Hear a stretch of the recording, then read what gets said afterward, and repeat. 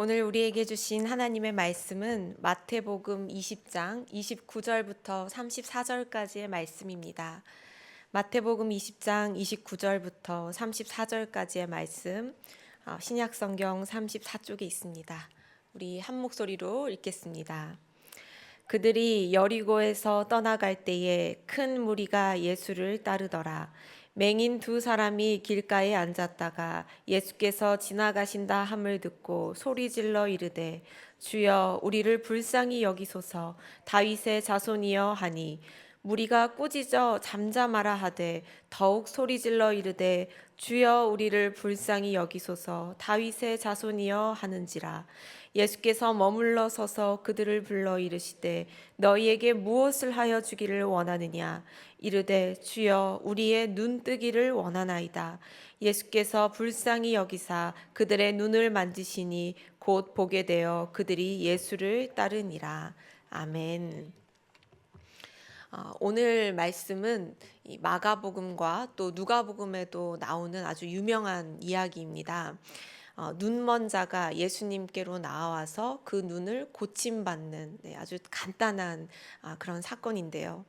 마가복음에서는 그 병자의 이름을 바디메오라고 밝히고 있고, 이 누가복음에서는 눈먼 사람 한 명으로 등장을 합니다.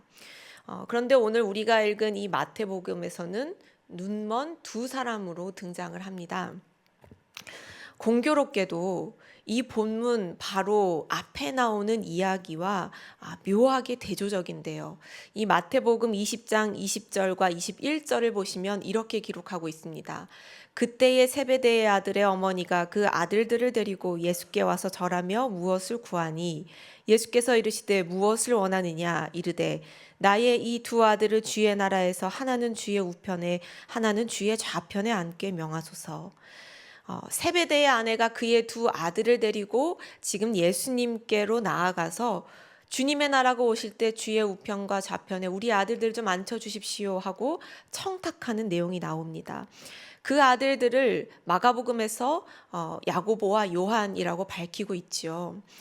이들은 예수님을 따르는 제자들이었고 또 어머니가 예수님께 직접 나아갔다는 것은 이 어머니 세베대의 아내도 예수님과 굉장히 친밀한 관계였다라는 걸 우리가 알 수 있습니다. 이렇게 마태복음 20장은 예수님을 중심으로 서로 전혀 다른 인물들이 등장을 합니다. 한쪽은 예수님의 최측근인 두 명의 제자와 어머니, 그리고 한쪽에서는 예수님을 소문으로만 듣고 있던 이 시각장애인 두 사람이 등장을 합니다. 그리고 주님께서 이들에게 동일하게 이렇게 물으십니다. 21절과 32절을 보시면 이렇게 기록이 되어 있죠. 예수께서 이르시되 무엇을 원하느냐. 32절에서도 너희에게 무엇을 하여 주기를 원하느냐. 주님은 이들 모두에게 내가 너에게 무엇을 하여 주기를 원하느냐 하고 동일하게 물으십니다. 그리고 이들은 전혀 다른 대답을 하고 또 주님의 반응 또한 전혀 다르게 나타나고 있는 걸 우리가 말씀을 통해 확인할 수 있습니다. 여러분, 마태가 이 두 가지 이야기를 나란히 배치하는 것은 우연이 아닐 것입니다. 또한 바디메오라는 이름도 없고 한 명이 아닌 이 두 명의 이 시각 장애인을 등장시킨 것도 예산 일은 아닐 것입니다.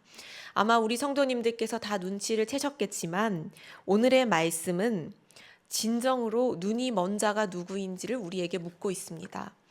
또한 더 나아가 진정으로 우리의 눈을 뜨게 하실 분이 오직 우리 예수 그리스도시라는 것을 알려주는 그런 말씀입니다. 오늘 이 시간에 우리가 이 말씀을 묵상할 때에 우리 자신을 이 말씀 가운데 비춰보기를 원합니다. 여러분, 우리는 과연 제대로 눈 뜨고 보고 있는지 한번 스스로 물어보시면 좋을 것 같습니다.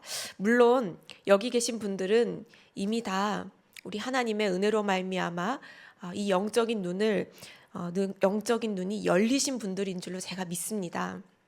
그런데 혹여나 스스로 생각하시기에 그렇지 않다면 내가 아직 영안이 뜨이지 않았고 혹은 내가 영적으로 어두워져 있다라고 생각되신다면 그렇게 자기 자신을 점검하시면서 오늘 이 말씀을 통해 우리가 어떻게 하면 주님을 좀 제대로 바라볼 수 있는지 그 말씀을 함께 나눠보고자 합니다. 첫 번째로 우리가 진정으로 눈뜨기 위해서 가장 먼저 우리가 해야 할 일은 우리가 볼 수 없다라는 걸 자각해야 합니다. 인정해야 합니다. 우리의 힘으로는 우리의 눈을 뜨게 할 수 없습니다. 우리 힘으로는 우리를 구원할 수가 없습니다. 라는 걸 우리가 인정을 해야 합니다. 예수님의 제자 야고보와 요한은 어땠을까요? 자신들의 힘으로 뭔가를 이뤄낼 수 있다라고 굉장히 자부했습니다. 엄밀히 말하면 그들의 어머니가 대단한 자식 사랑으로 주님 앞에 청하고 있습니다만 사실 다 큰 성인이 아무 생각 없이 엄마를 따라 나왔을 리는 없겠지요. 그 아들들도 어머니와 같은 생각을 품고 있었을 것이 너무나 자명합니다. 그들이 주님께 청한 것은 주님의 나라가 이루어졌을 때에 한 사람은 주님의 좌편에 한 사람은 주님의 우편, 그러니까 가장 높은 자리를 달라는 것이었습니다. 그런데 주의 나라가 무려 예수님의 십자가 죽음으로 말미암아 이루어진다는 것을 깨달았다면 그들이 그런 부탁을 할 수 있었을까요? 그것을 알지 못했기 때문에, 예수님이 걸어가실 그 십자가의 길을 제대로 보지 못했기 때문에 할 수 있었던 참 철없는 부탁이었습니다. 그런데 이에 대해 주님께서 이와 같이 물으십니다. 22절 말씀을 보시면 예수께서 대답하여 이르시되 너희는 너희가 구하는 것을 알지 못하는도다. 내가 마시려는 잔을 너희가 마실 수 있느냐? 그들이 말하되 할 수 있나이다. 내가 마시려는 잔을 너희가 마실 수 있겠느냐라고 주님께서 물으시자 아주 호기롭게 대답하죠. 네 주님, 우리가 할 수 있나이다. 주님께서 이미 지적하신 대로 그들은 자신들이 무엇을 구하고 있는지 알지 못하면서 주님처럼 할 수 있다라고 이야기합니다. 이처럼 이 두 제자는 자신의 무지함과 자신의 연약함과 어리석음을 전혀 자각하지를 못하고 있습니다. 반면에 30절에서 이 시각장애인 두 사람은 무엇라 이야기하고 있습니까? 30절 우리 함께 읽겠습니다. 맹인 두 사람이 길가에 앉았다가 예수께서 지나가신다 함을 듣고 소리질러 이르되 주여 우리를 불쌍히 여기소서 다윗의 자손이여 하니. 그들은 주님 앞에 외칩니다. 주여 우리를 불쌍히 여기소서. 자신의 그 비참한 상황을 알고 주님 앞에 그대로 고합니다.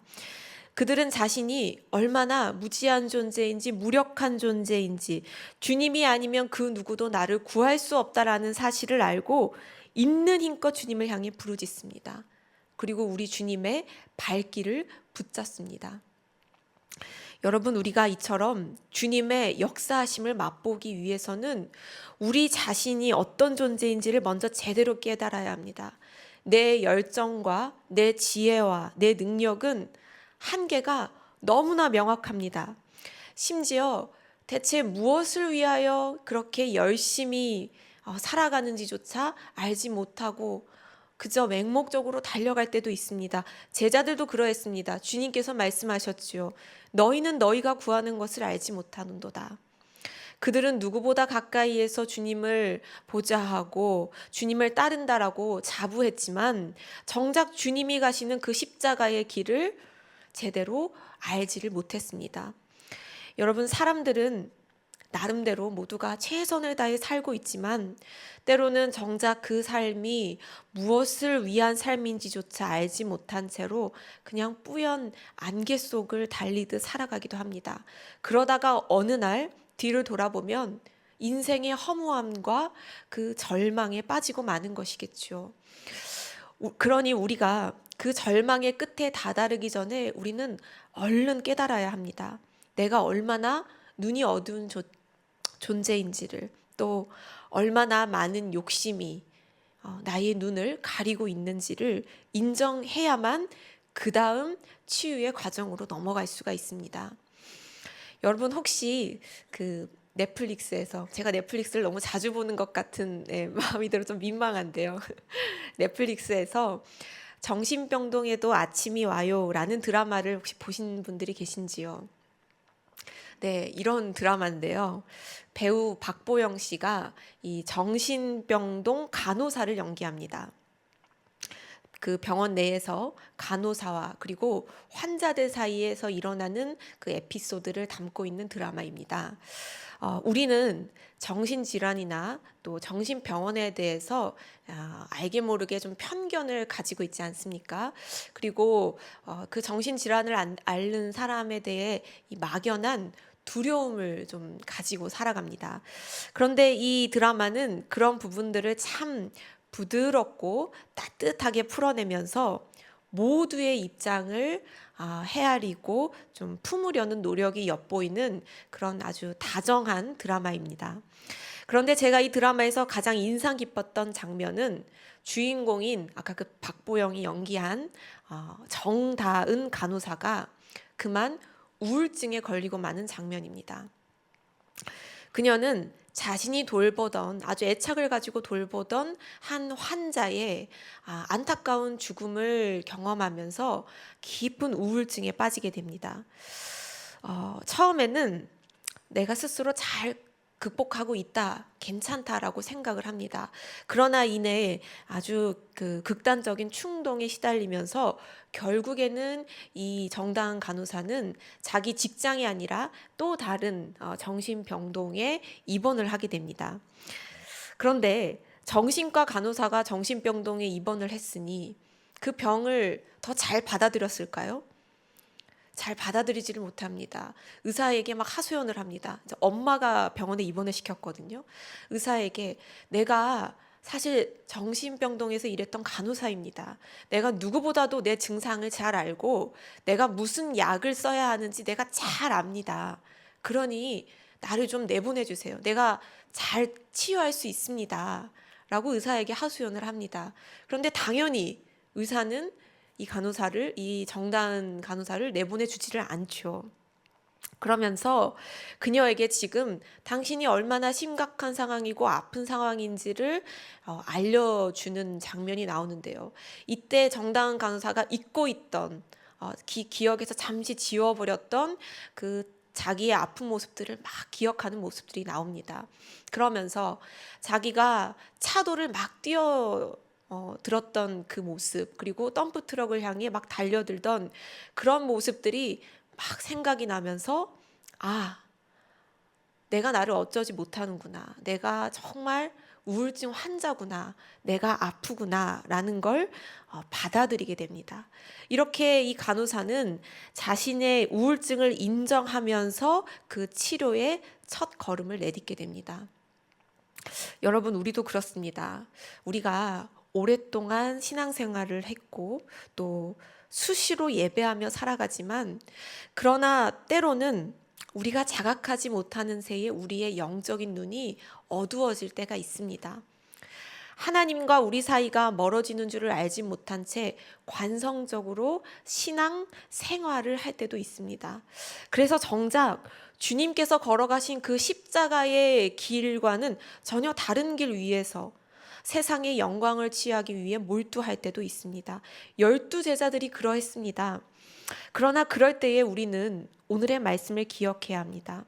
우리가 주님의 능력, 우리의 눈을 뜨게 하시는 그 주님의 능력을 맛보기 위해서 우리가 가장 먼저 해야 할 것은 우리 자신에게 능력이 없다라는 것을 인정하는 것입니다.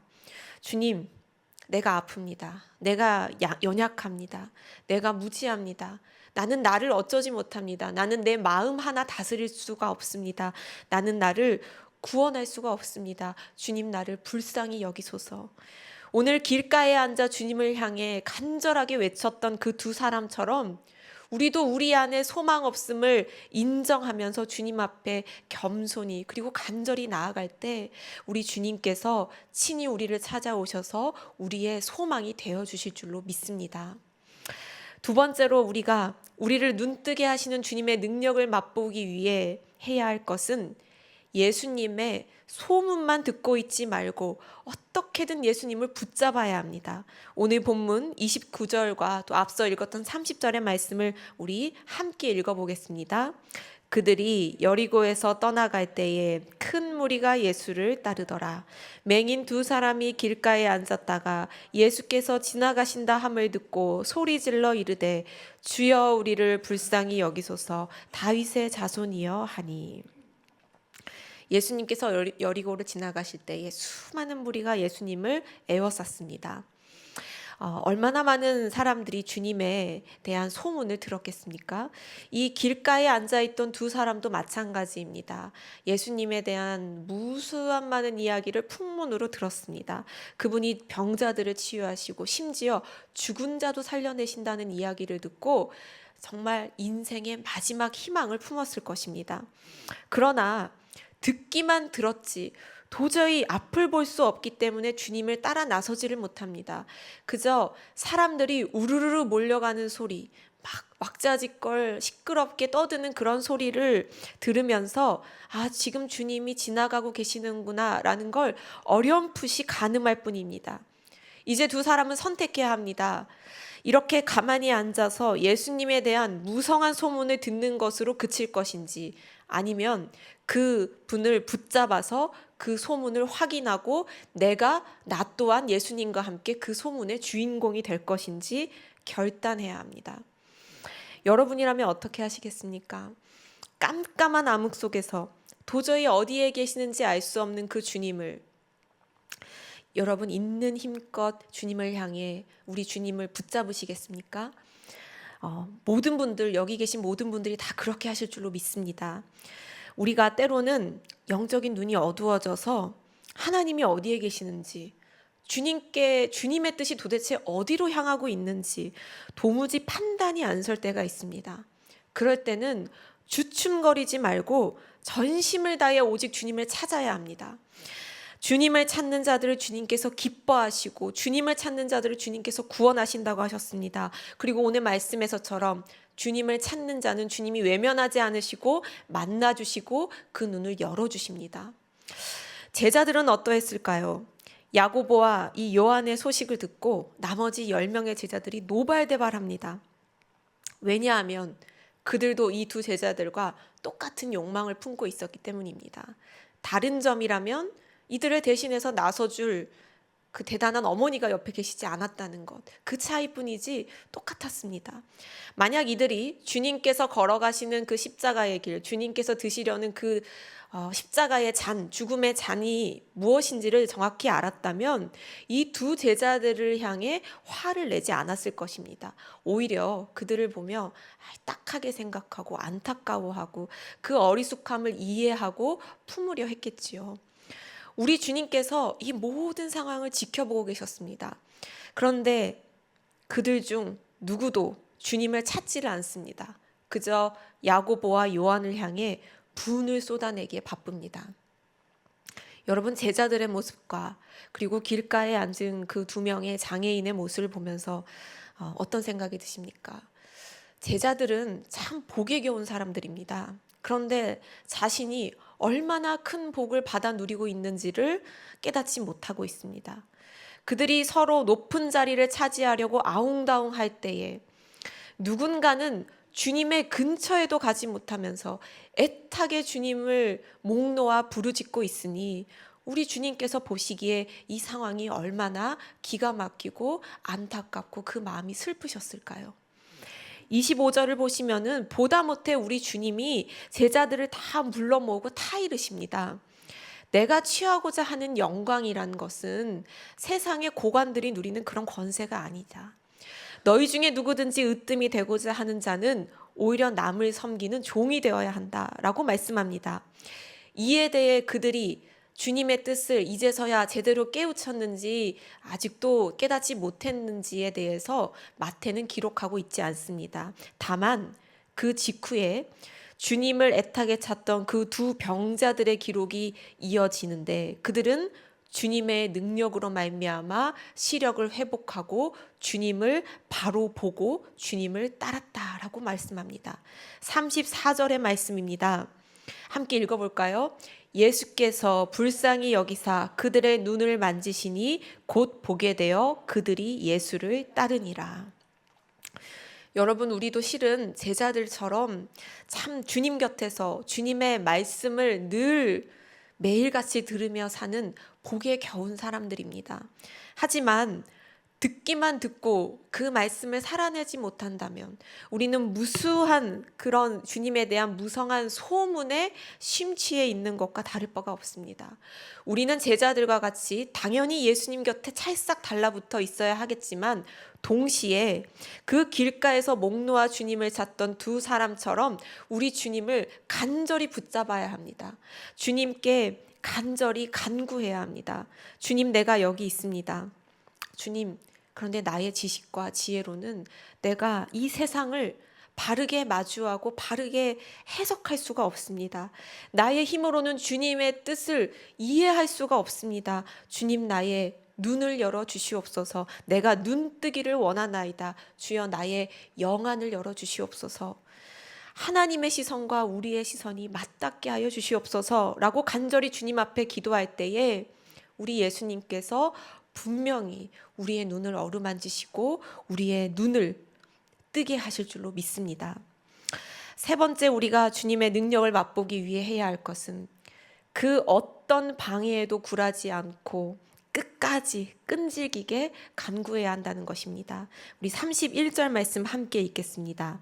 무리가 꾸짖어 잠잠하라 하되 더욱 소리질러 이르되 주여 우리를 불쌍히 여기소서 다윗의 자손이여 하는지라. 사람들의 반응이 참 야속하죠. 지금 이들에게 예수님은 삶의 마지막 희망입니다. 그래서 정말 애타게 나 좀 봐달라고 소리를 치고 있는데 그 주변에 모인 사람들은 이 소리를 가만히 놔두질 않습니다. 그 외치는 소리를 시끄럽게 여기고 거슬려 합니다. 그래서 잠잠하라고 그들을 꾸짖습니다.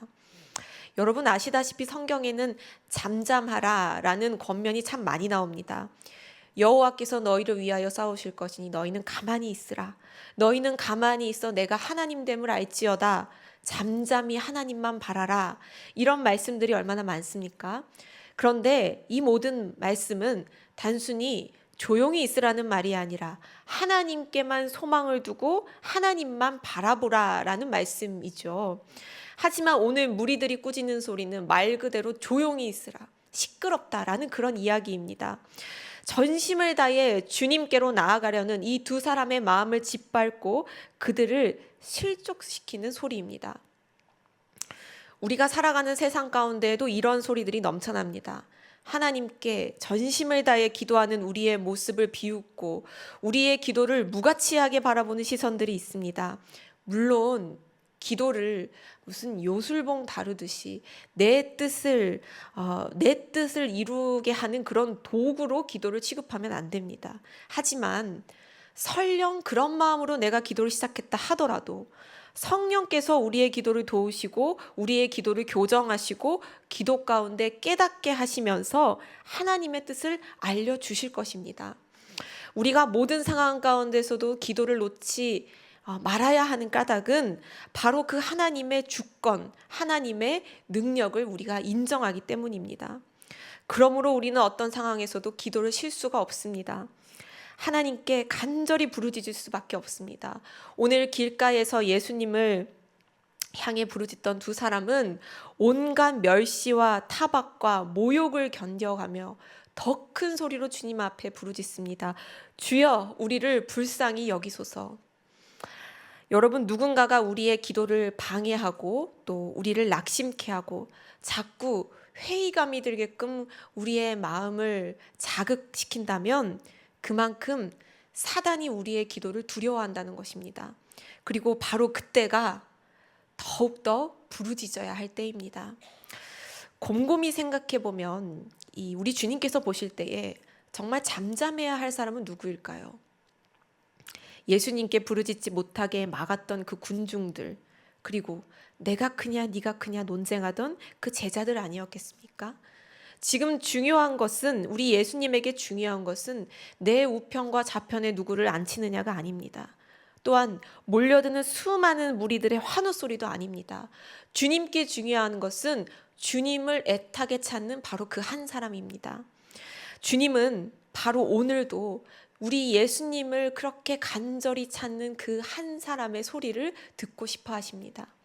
시편 40편에서 다윗은 이렇게 노래합니다. 우리 함께 읽어볼까요? 시작.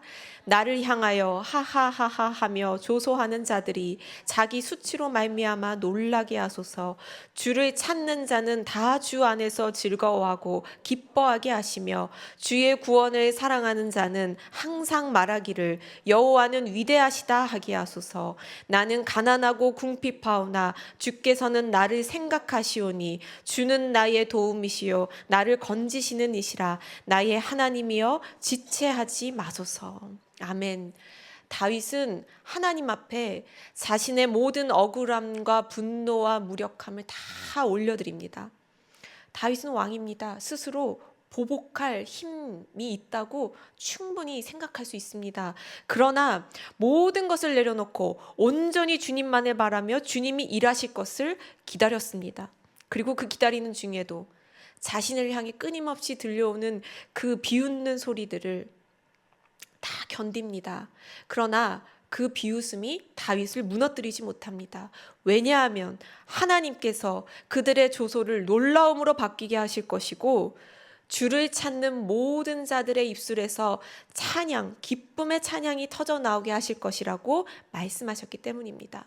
그러니 나의 하나님이여 지체하지 마소서. 다윗은 전심으로 하나님의 마음을 두드립니다. 여러분, 그 어떤 것도 우리의 기도를 방해하게 두어서는 안 됩니다. 길가에 앉은 이 두 사람처럼 목청껏 주님을 부르짖으며 주님의 발길을 붙잡아야 합니다. 우리 속에 있는 모든 의심, 세상의 소리, 주변의 시선을 모두 다 흘려보내면서 오직 우리의 도움이시여 나를 건지실 분, 나의 하나님만을 바라고 하나님께 간절히 간구해야 합니다. 그럴 때에 분명히 우리 주님께서 우리의 눈을 만지시고 우리의 영안을 열어주실 것입니다. 그래서 하나님의 시선으로 이 세상과 또 내가 맞닥뜨리고 있는 모든 환경을 새롭게 재해석할 수 있는 그 지혜로운 눈을 가지게 하실 것입니다. 그러니 오늘 이 자리에서 우리가 함께 기도할 때에 하나님 나를 만나 주시옵소서, 내 눈을 만지시옵소서, 내 마음을 만지셔서 영적인 분별력과 하늘의 지혜를 허락하여 주옵소서. 주님, 내가 눈뜨기를 원하나이다. 그리하여 하나님의 뜻을 바로 알고 순종하는 저희들 되기를 원하나이다 라고 간절히 기도할 수 있기를 간절히 소망합니다. 우리 시간 이 소망을 가지고 함께 기도할 텐데요. 먼저 주는 완전합니다 라는 찬양 함께 전심을 다해 고백하도록 하겠습니다.